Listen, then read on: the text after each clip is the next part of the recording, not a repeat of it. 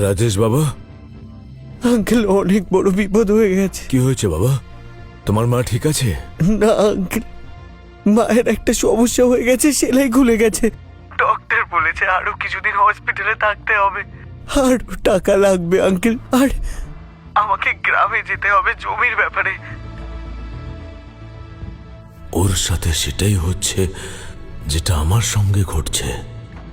ওর বড়দা আর আমার বড় ছেলে দুজনেই কারো জমি নিয়ে নিতে চাইছে।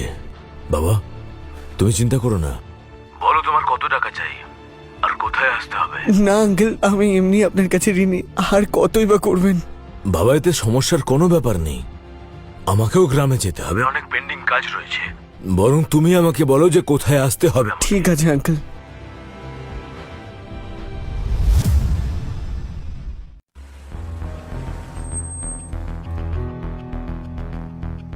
আচ্ছা কাকু, এই প্রধানের অফিস কোথায়? ওই তো সামনে অফিস।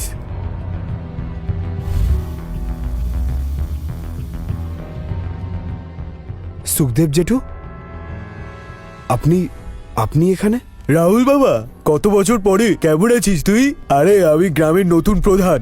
খুব ভালো ব্যাপার। এখন এইসব ছাড়ুন, আমি এই জমির পেপারের জন্য এসেছি। এই দেখুন, এটা আমার নামে করে দিন।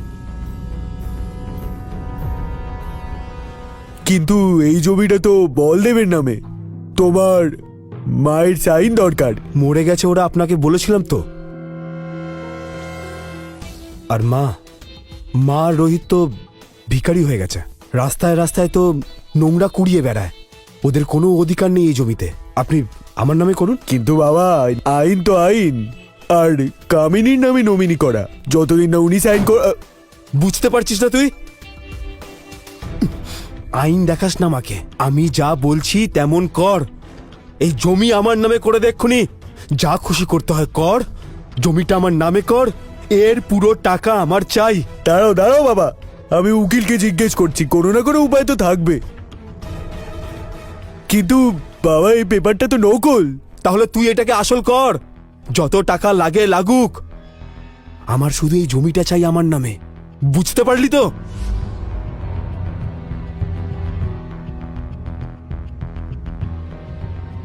সত্যি বলদেব মরে গেছে? হ্যাঁ সুখদেব জেঠু, আপনার ছোট ভাই, আমার পূজনীয় বাবা বলদেব পটেল মারা গেছেন। আর কতবার বলতে হবে আপনাকে? আরে তাড়াতাড়ি করুন না যেটা করতে চাইছেন।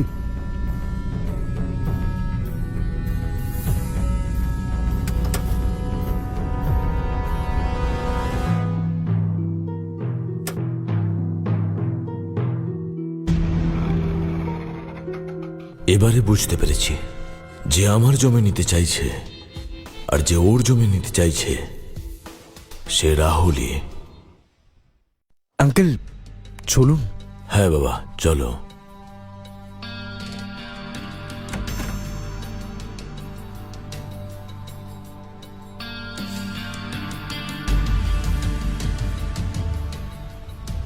বাবা, আমাকে উকিলের কাছে যেতে হবে।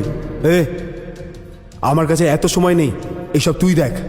আমি যাচ্ছি, আমার শুধু এই জমিটা আজ সন্ধ্যের মধ্যে আমার নামে চাই। এখানে তো কেউ নেই,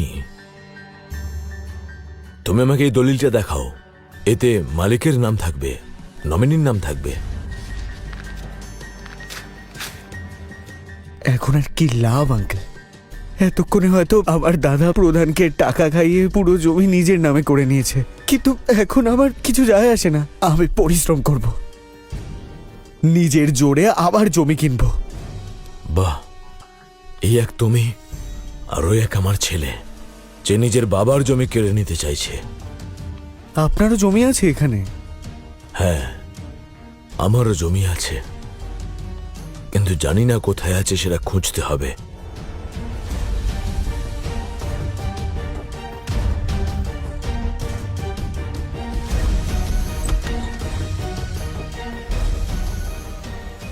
বেবি, আবার এসে গেছে তোমার সেই ভিখারি বাবা। আবার এসে গেছিস তুই ভিখারি, তোর এই জঘন্য মুখ নিয়ে। মারতে মারতে আমারই হাত ক্লান্ত হয়ে গেছে, কিন্তু তুই ক্লান্ত হোসনি।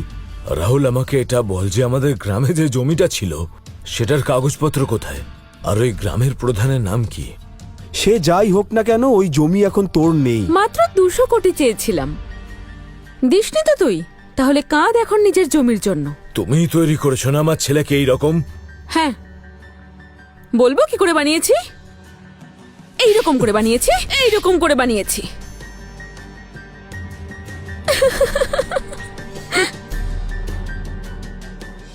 বলছি তোকে, দাঁড়া।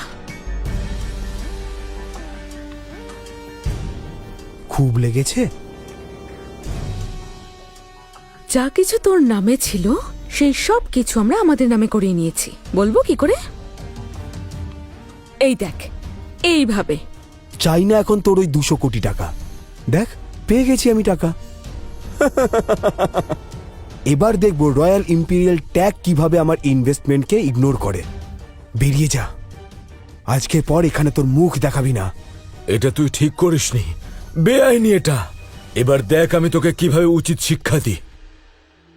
আমি তোকে একেবারে বরবাদ করে দেব। ডার্লিং, দেখো, এ বলছে আমাদের বরবাদ করে দেবে। আবে যা শালা, তুই যার বাবা ছিলিস সে মারা গেছে।